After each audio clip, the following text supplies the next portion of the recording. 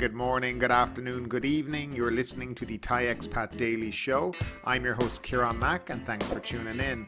Don't forget to like this video if you're watching us on YouTube and please do subscribe.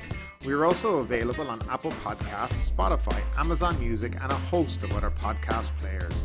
Now that that's all done, let's jump into today's show.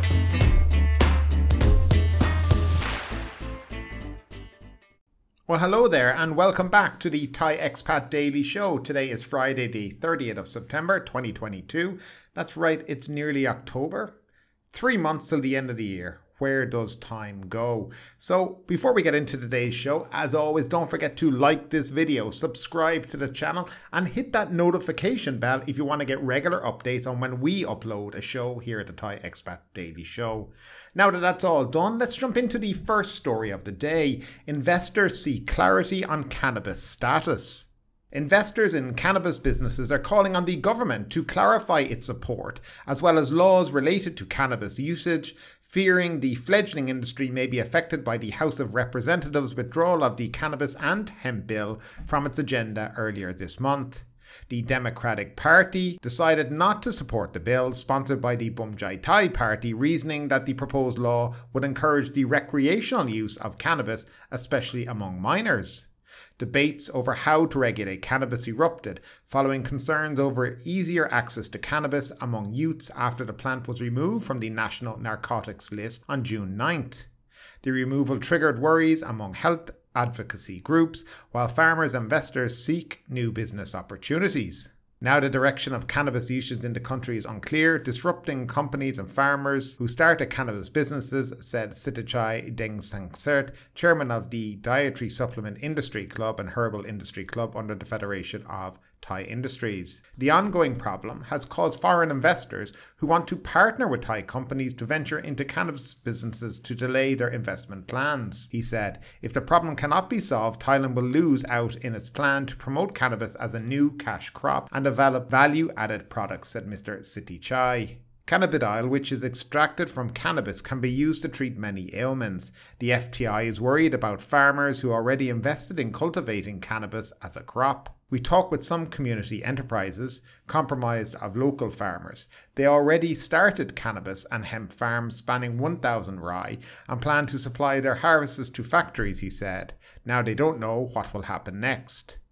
Jackie Ong, chairman of the Cannabis Investment Summit World, that's the CISW holding group, said the problem is in the House is a political conflict. The conflict could lead to a loss of confidence among investors, he said. CSIW is preparing to join local investors and farmers in submitting a request for a clear policy on cannabis to Deputy Prime Minister Anatan Charvakul, who is the leader of the Thai Party. Thailand plans to participate in the third CISW Summit World together with MedTech World and MedCan World in Malta during the 17th to 18th of November. So as you can see, this is still dragging on. Absolutely no clarity from the government as usual. And it's pretty much how it goes around here. I mean, as we've spoken about in the show before, they brought in the law or decriminalized cannabis, but brought very little laws in regarding its usage, how it's to be controlled. And and then they've kind of been on the back foot trying to make laws up along the way. And yeah, it's come very, very messy.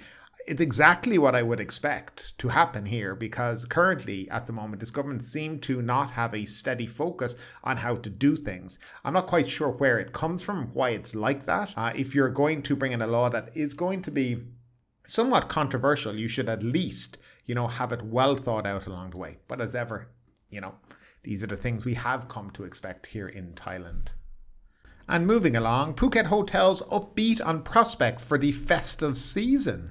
The festive season in the final quarter is expected to bring hotel bookings in Phuket that match pre-COVID levels, but not every hospitality segment will reap benefits, according to the Phuket Hotels Association. Bjorn Courage, president of the association, said the average occupancy rate is picking up for November and December, as well as the first quarter of next year, driven by individual travellers, group meetings and MICE, that's meetings, incentives, conventions and exhibitions. He said even though its main markets like China and Russia haven't rebounded, the Indian market still has strong growth along with the Middle East, Israel and Singapore. Strong performances in the first and second quarters this year came from the momentum carried from the reopening initiative called the Phuket Sandbox in July last year, when competitors remained closed. Meanwhile, Phuket is a destination that travellers can fly to directly from many cities. However, bookings in the third quarter have been slower compared to the first half, as many other destinations have opened up. According to STR Global, which collected data from the international hotel chains in Phuket, the occupancy rate is under 50% at the moment.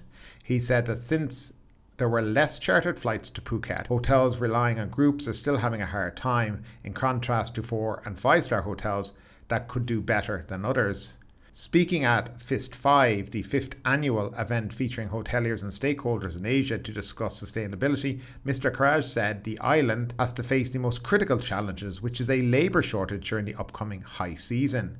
Many employees left the province for better jobs after their salaries were cut and had a lower service charge, which used to form a big part of their income. A lot of people are still waiting to make sure Phuket is going to be consistent after this, he said. I do not believe that most hotels will go back to the number of staff they used to have. Mr. Karaj suggested hotels save expenses by upskilling staff, training them to be more productive and efficient during the same working hours.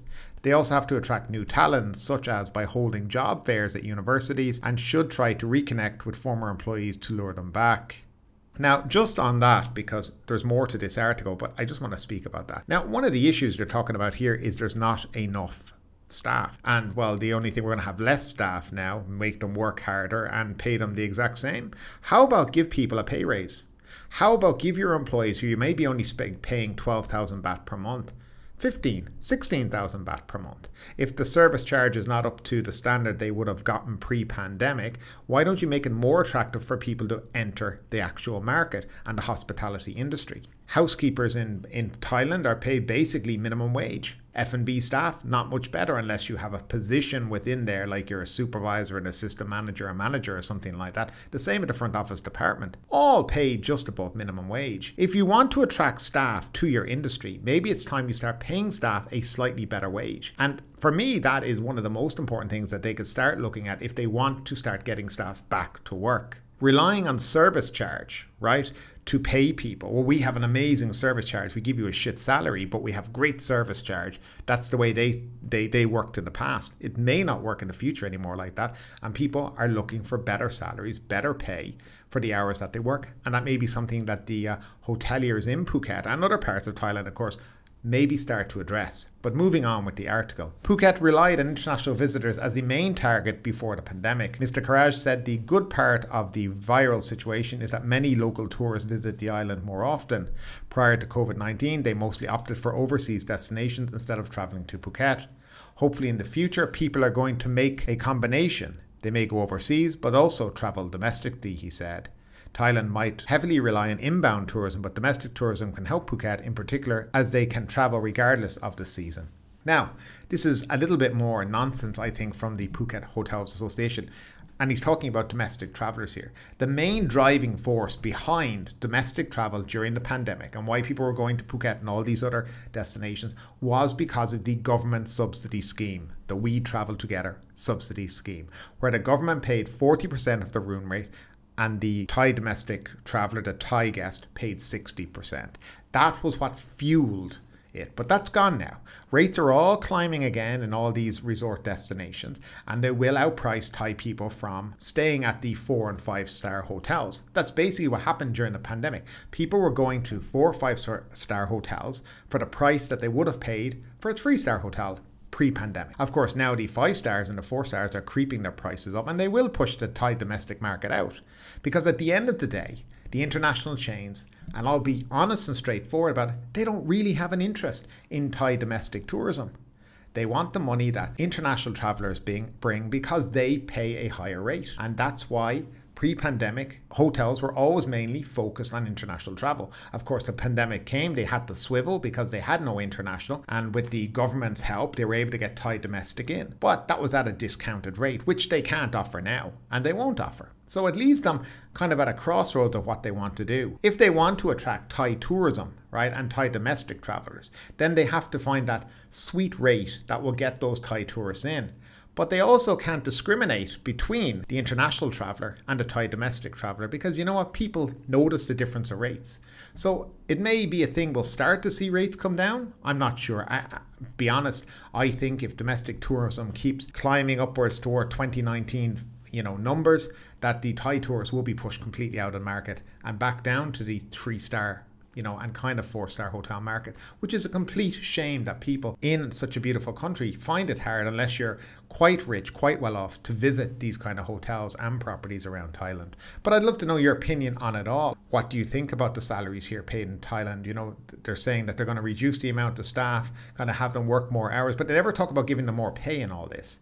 Do you think Thai hospitality workers should be paid more? Do you think they should cater more for the Thai domestic market as well? I'd love to know your thoughts, as always, in the comment section down below. And moving along to a story that seems to be dragging out for well over a year now. Cabinet to consider the fate of the 300 Thai baht foreign tourist fee. The Cabinet is going to decide on whether to start or postpone the 300 baht tourism fee collection from foreign visitors, because the Tourism and Sports Ministry insists the project cannot be cancelled as it is an enforceable law. Tourism and Sports Minister Prayuth Ratchapakarn said the ministry will take until the end of September to finish the last phase of its fee collection study, which focuses on land entry before submitting it for Cabinet approval. He said the project, entitled Thailand Traveller Fee, is subject to the Cabinet's review, which could mean immediate enforcement or requesting that the ministry postpone the start date.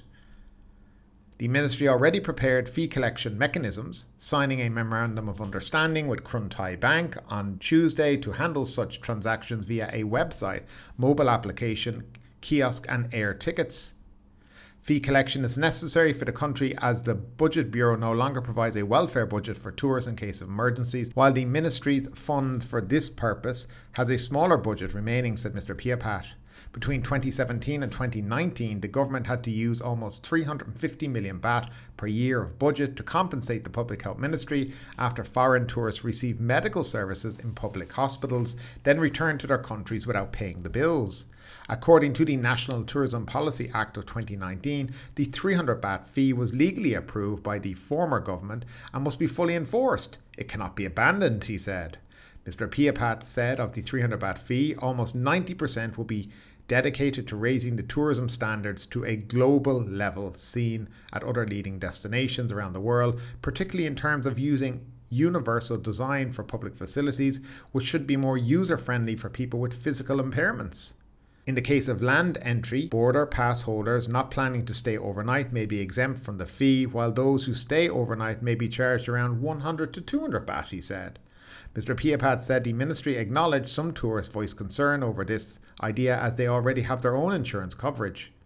In practice, the ministry frequently found that tourists have difficulty in claiming medical expenses in Thailand, are rejected or unable to receive the full coverage they anticipated. For tour groups that already mandate travel insurance, the ministry will hold further discussions with operators requesting they waive the expense if the Thailand Traveller Fee becomes effective. So you can't make this stuff up. This has been talked about for nearly a year, the 300 baht tourist fee. Now, I don't know what the problem is with either implementing it or not, but whether you agree or disagree, do something about it. I'm talking about the government here for a second. Either implement it or don't. But you've been talking about it for a year, and it's hard to believe that you cannot implement a system which many countries do have. But they seem to have just dragged it on. And it's not. The thing about this is, if I'm the Ministry of Tourism and Sports, right, I want to be promoting Thailand as a tourist destination. I want to be keeping positive news in the news cycle all the time. But what they seem to be doing is putting this kind of negative news always into the public domain, bringing up the tourist fee, Most people just think it's a rip-off. That's the basics of it. Then most people don't care. I don't think people are overly worried about 300 baht, okay? But they do think it's a wee bit of a, it's a rip-off. But at the end of the day, look, if they have to pay it, they'll pay it.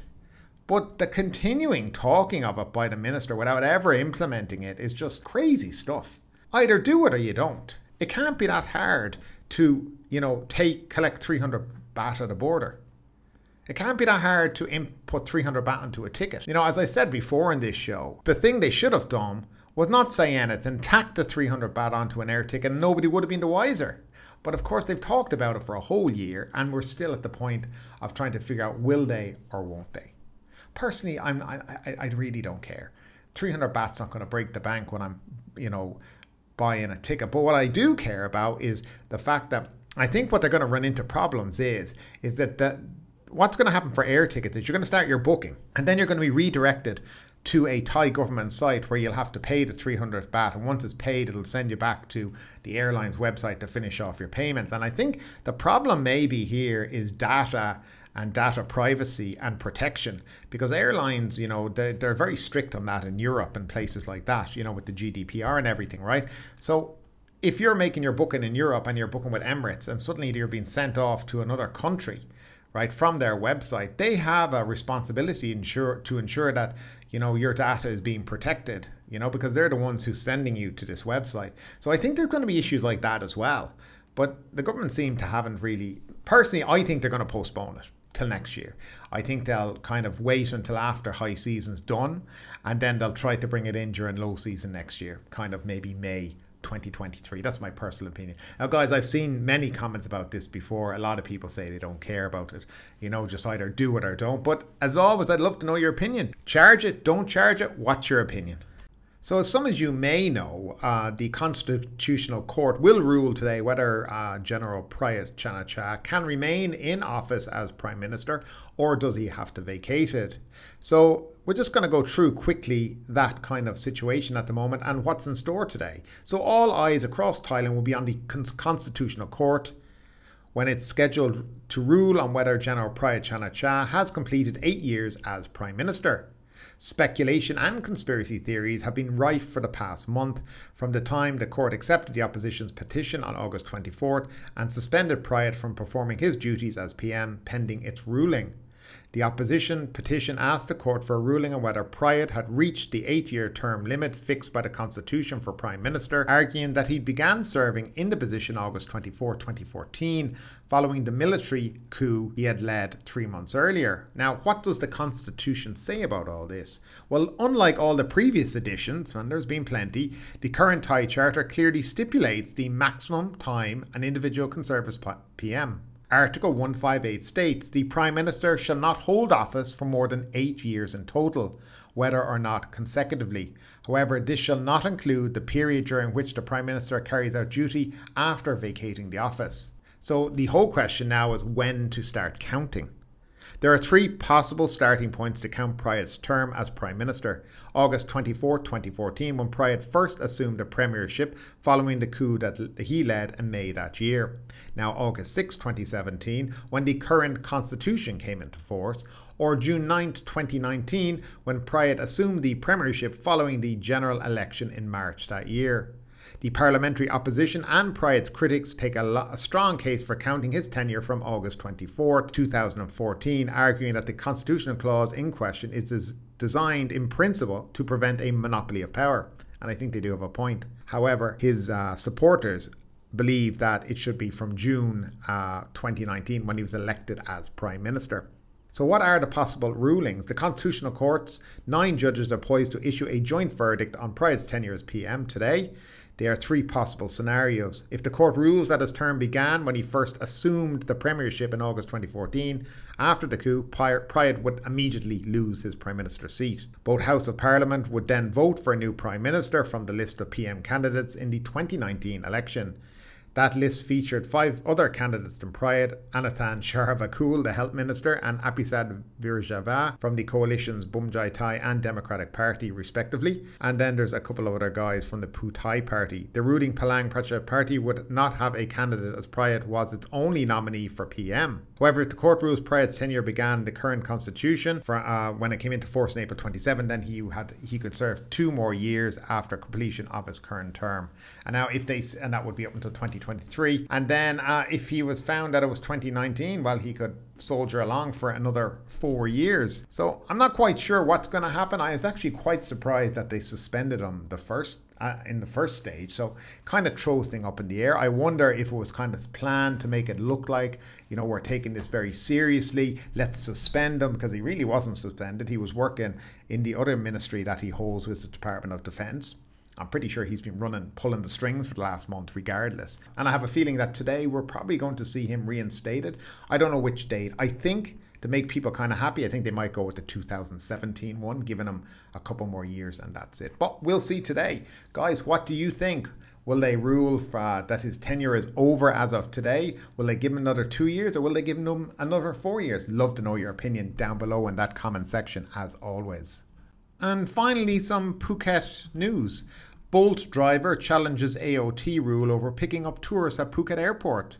An independent taxi van driver working through the Bolt app, which is kind of like a Grab and whatnot, has challenged the ban on independent drivers from picking up passengers at Phuket International Airport, a mandate controlled exclusively, by the way, by the airports of Thailand. Bangla touts questioned over attack on American. Police have brought in 4 touts who work on Bangla Road for questioning over an American tourist being beaten heavily and needing hospital attention earlier yesterday morning. And finally, Phuket Vegetarian Festival processions beat the downpours. Devotees taking part in the Phuket Vegetarian Festival street processions and people lining the streets to observe the spectacle narrowly avoided being drenched by the heavy downpour that soaked the island earlier this morning. But ultimately, with this story or anything else that stood out to you today, I'd love to know your thoughts in the comments down below. Because yes, this is a news show, but it's also a conversation. Now keep that conversation going. Make sure you like this video, subscribe to the channel, share the video, and do all the good stuff that does help that YouTube algorithm. But ultimately, my name is Kieran Mack. You've been listening to the Thai Expat Daily Show, and we will see you next time.